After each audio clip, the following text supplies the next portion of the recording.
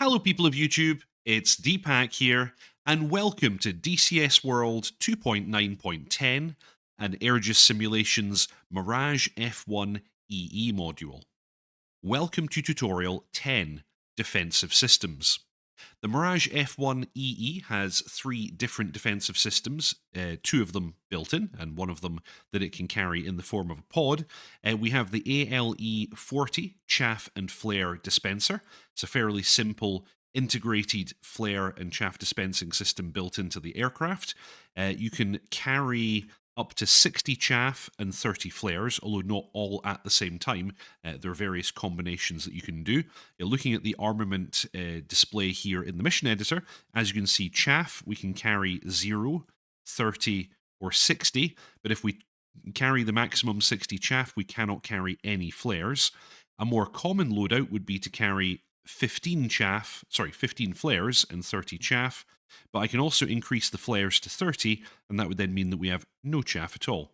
I'm going to go for the standard combination loadout where we have 30 chaff and 15 flares. That's a fairly normal combination. Now, the ALE40 has the ability to launch chaff or flares or both, and it can do so in singles, multiples, or via a program. Now, in program mode, the programs can only be set by the ground crew in the F1EE. The F1BE, the two-seat training model, actually has the programmer in, I believe, the back seat. I can't quite remember.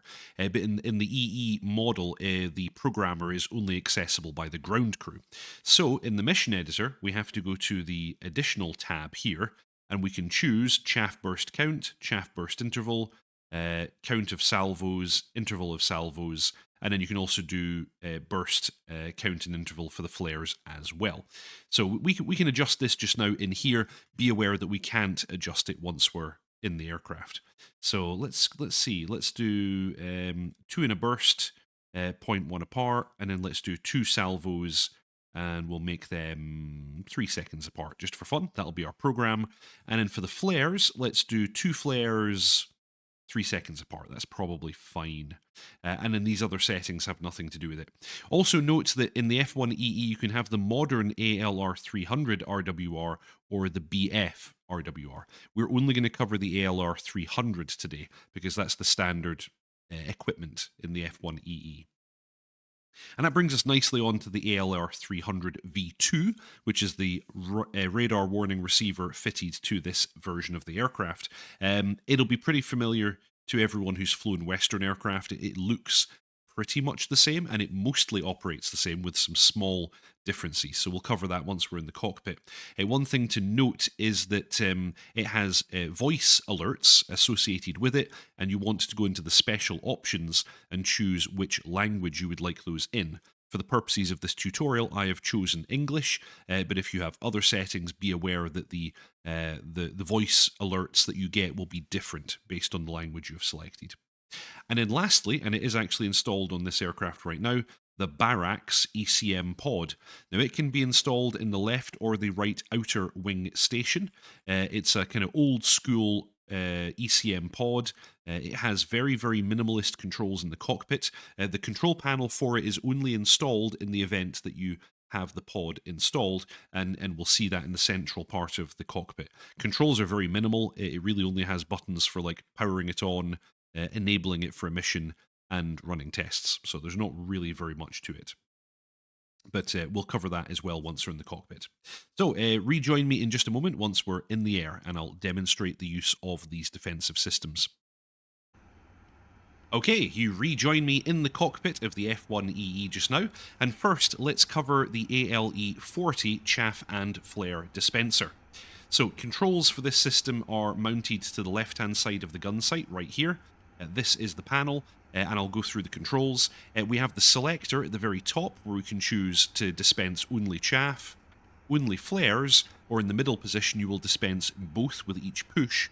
And speaking of each push, let's actually quickly cover that. We have something called the chaff flares release button. In the real aircraft, this is a button mounted on the left wall of the cockpit, but I have it mapped to my throttle. That's probably what you're normally going to want to do. And yeah, just in case you're interested, let's move the camera. You cannot actually see it. However, this little nook here, this little nook here, if we move our cursor around a little bit, we should be able to find the click spot here. Oh, there we go. So, chaff flare release button is basically, it's in a recess underneath this kind of part of the cockpit wall. So, yeah, nobody's ever going to do that. In the real aircraft, you'd simply move your hand forward along the wall of the cockpit and push it. But we're going to, well, I've mapped it to my throttle, so that's probably what normal people are going to do. In any case, pressing that button will do something based on the position of these switches. So either you're going to get chaff or flares or both, and then you've got positions here on the rotary for off, that will disable the system entirely. Singles, each push of the button will give you one chaff, one flare, or one of each. Multiples, which I don't really understand what that does currently in the sim. It still seems to just give me one of each. And then program, which will actually do the programmed release that the ground crew have set up for you. We can, of course, configure that in the mission editor, which we did at the beginning of this video. For now, I'm going to leave it in singles, but we'll demonstrate that in a moment. You then have the counters here showing how much is currently installed in the aircraft. For some reason it says 30 chaff and 14 flares. We should actually have 15. We've got push buttons to reset these. Note that when you rearm the aircraft, depending on the settings that you have for the module, these may or may not be reset automatically. If they're not reset automatically, you have to do it yourself. Each push of the reset push button will go through one of the standard presets. So either, in the case of chaff, you'll either have none, or 30, or 60. I know in this case we have 30. Pushes of the flare button will give us either none, 15, or 30. I happen to know that we have 15. You need to make sure you have the correct amount in here. The counter doesn't change how much you have on the aircraft magically, but it will mean that presses of the button when you think you should have some could result in you not having some, and that's not ideal. And then you have the jettison switch. If you flip this switch to the right-hand side, it will rapidly deploy all of the flares. And this is done in a situation, for example, where maybe you're leaking fuel or something like that. You don't want to have any flammable things, able to set your fuel on fire, or similar situations. Basically, you want rid of the flares because they're a risk to your aircraft in that moment. So normally you're not going to touch that.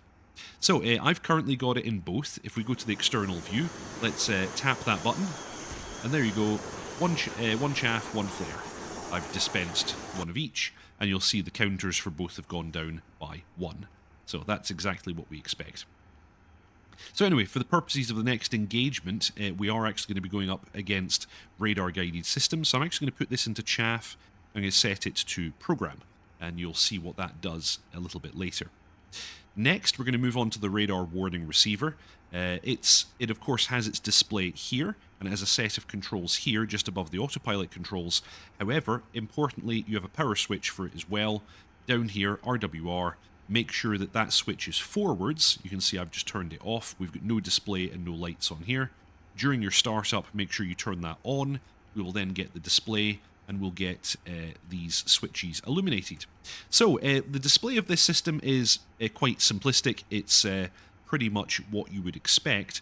You have concentric circles. Radars that are searching for you are right in the middle. Radars that have locked you on are a little bit beyond that. Radars that are guiding anti-aircraft artillery or gun systems will appear beyond that. And missiles, which are the system considers the highest priority, will go around the outside, the very, very edge of the display. Now note that this is a little bit different from most other Western systems, where the priority is based on received energy and sort of implied distance, basically implied whether or not you're in engagement range or not. This system doesn't do this. It has a static prioritization based on the type of radar and what that radar is doing. So this has nothing to do with received energy, just be aware of that. Now, normally the system can display up to 16 threats, and it will identify them by type. So SA-15, in the case that we're going to go up against here, will simply display a 15, as you've probably seen in other systems. Mirage F1 shows up as F1, and so on. You'll need to refer to the manual to see all the different codes that might appear. And normally it will just show you the radar type. However, we can press this curs button here, and it will give us detailed threat information. And with that button pushed in underneath the identifier, and by the way, if it's an unknown type, it'll just show a U, so that's how you can tell it's unknown. It will still appear on the display. But it will then show SC underneath it for search, LO for locked on, PD for pulse Doppler, so that means it's tracking you or directing a weapon against you using pulse Doppler, or CW for continuous wave, which is the same thing again. So just be aware that you have that possibility. I'm going to turn that mode off for now. Reg is to record contacts, and it will record. You can tell that you're in recording mode because each contact will be displayed in reverse video, and also they will flash once you've just about used up all of the memory in the system. We'll turn that off. It doesn't really do much. Tono will disable the voice alerts that we get. So if we press this, it'll say elim for eliminate. That will eliminate the voice. I'm going to turn that back on, no, for now. EXPL means it will exclude searching radars. So if I push that in, it will now not show radars in search. It will only show ones that are locking us up. I believe the LM will flash in the event that there are search radars that are being excluded at present. We'll turn that back on again. And Amen puts us into prioritization mode. If I turn this on, it will stop showing the 16 threats that it can show up to, and it will only show the top 5. If there are threats outside the top 5, it will flash elim, just to make you aware of that. We'll turn that back on just now as well. We have a brightness control here, so you can adjust that for nighttime use. And there is a test button, but it doesn't seem to do anything at present. The manual describes that it should display a little code in the middle of the display telling you what the outcome of the test was, but it doesn't seem to do anything right now. I don't know if they're intending to implement that later. So next, let's put all of this into practice. We've got the radar warning receiver, we've got the chaff and flares dispenser. I'll actually cover the ECM just after this. So let's come out of active pause, let's accelerate, and let's put ourselves into a wee bit of a climb.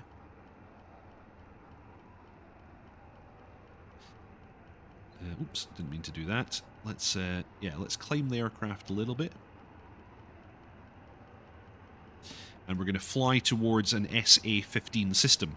Now, the very first thing that should happen is we should see it in the middle circle, and we should get the audio threat.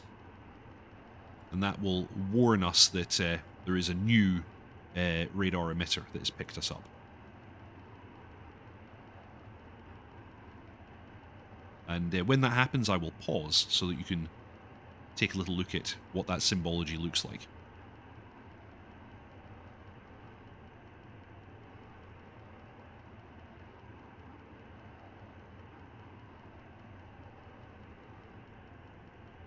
We're going to give ourselves some altitude as well, so that in the event that it does fire on us, we have a bit of time to defend.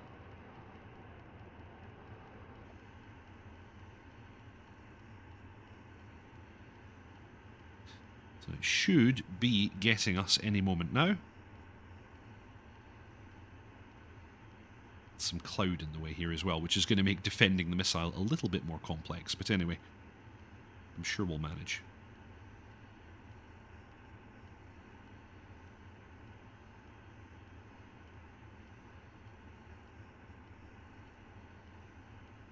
Okay, this has a shorter range than I was expecting.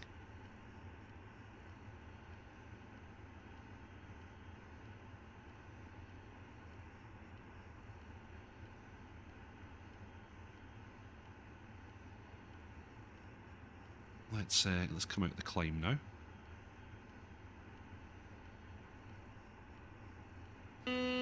Oops. And let's engage altitude hold. I'm actually going to bring the speed back a little bit. Okay, so the radar should be somewhere about here. I put it near to Pathos. I'm surprised it hasn't picked us up yet. Let's see what we get. Shouldn't be too much longer now. We're almost 15,000 feet. There we go. Okay, put it into active pause. You heard the audio there, threat, and you also hear the audio from the emitter itself. It gives you the pulse repetition kind of sound. So, you know, You might actually recognize the type of radar based on that if you're super awesome. We've got this 15 symbol here. It's in the centermost ring, so that tells us that it's currently in search mode. I could eliminate it, and you would see that we have flashing elim because we have a search radar, so let's turn that back on. We could also go into Kurs mode and get additional information. You can see 15 and SC, SC being the code for search. So currently the system is searching. And I could put it into priority mode, but there's only one threat right now, so of course it will still show up in threat. If I put into recording mode, I'm guessing recording mode is not implemented because it's supposed to go into inverse audio and it did not. Okay, so let's continue inbound and see what we get next.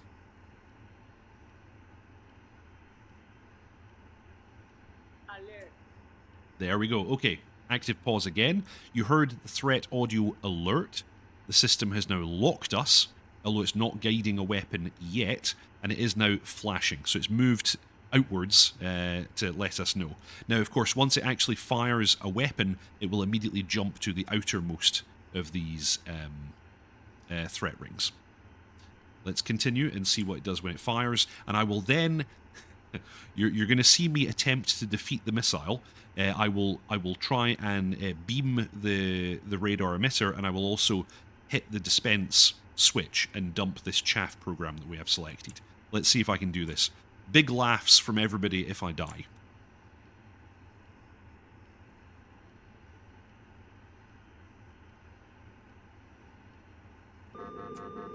There we go. Okay, active pause again.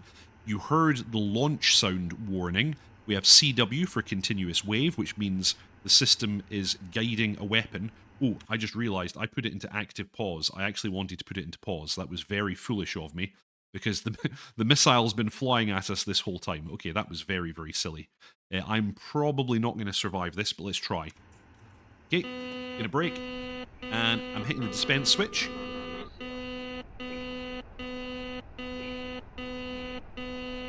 Gonna hit the dispense switch again, and we're gonna get ourselves low, and we're gonna beam.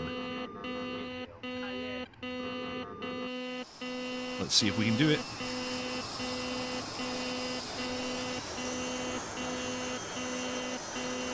Indications in the cockpit say we're still in continuous wave. Let's the system was annoyed. There we go, we're back to search. So, missile defeated. And you see the explosion behind me there. Okay, so not too bad, and we're back into search. So that was defeated. Notice that I did end up dumping most of my chaff in order to achieve that result. But we did, in the end, defeat that. Very, very nice. Okay, that's a good demonstration of the chaff and flare system and the RWR. Lastly, let's take a little look at the Barax control panel. Now, as I said, this is the little panel for the Barax. It would not be installed in the event that you don't have the pod, but here on the outside view you can see, right outer wing station, I have the Barax installed. By default, in an air start, which we have here, it starts off in the on position. If it was off and we just turned it on, note that it takes 150 seconds to warm up before it can be used. During that time, the fail light here would be illuminated. You can also do a lights test here by pushing in this button, and if you put the power switch all the way into up, it will do an automated test of the pod, but we're not going to bother to do that. This light here has, it can be pushed in and it can be pushed out. Pushing it in enables it for emission, and you then also have indicators of received energy. So you have AV for front, meaning it's receiving radar energy from the front. AR means it's receiving radar energy from the rear, which corresponds to that SA-15 site. Let's see how much closer we can get to the site with this on. I don't think for modern systems like the SA-15 it's going to make that much difference, but let's try. I'm going to push the button in, and normally when you push it in and there was nothing being received, it would not immediately emit, so the green E would not be lit. However, we are already receiving radar energy, so it immediately starts emitting. And that's it. Those are all the controls. The system needs to be on and the button needs to be pushed in. So, it's now working. Let's come back out of active pause and let's bring ourselves back around and fly towards this emitter again. Let's see if I can get any closer. You can hear the tick, tick, tick, tick, tick of the PRF there. There we go. Threat. I'm going to fly mostly directly towards the system. And we'll wait until it locks me on. Actually, I should really regain that altitude that I lost, because that'll give me more time to react. I should have probably already done that.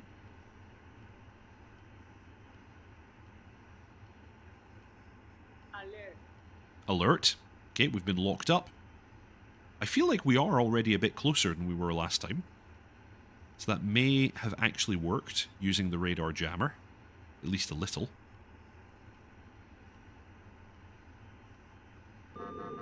Okay, pause. We get the launch sound. It's indicating continuous wave. Can I see the radar launch? The missile launch? Yes. Oh, right. It's right there. Right, okay. I do feel like we got a little bit closer, but I don't think it made that much difference. Let's have another go at defeating a missile. So, into burner. I'm going to pull hard. I'm going to wait a few seconds and now start dumping chaff. And I'm going to lose altitude and drag the missile. And I'm hit. Okay, I'm hit. That did not go well. We were so much closer because we'd used the jammer that he hit me a little bit too quickly there. In any case, that is a demonstration of how the system works. We have the ALE-40 chaff and flare dispenser. I don't know how the multiple mode works. It's not described very well in the manual. I would recommend either sticking with singles or putting it into program, noting however that the programs can only be managed by the ground crew, so they have to be adjusted in the mission editor. The ALR-300V2, as I demonstrated, it's a fairly standard RWR, except the priorities are based on the type of threat and not the actual received energy. And we have the Barax ECM pod, which seems to be somewhat effective in allowing you to get a little bit closer to modern threats. It should be much more effective against old systems like SA2. So, I hope you all enjoyed that. Fly safe, and I'll see you all next time.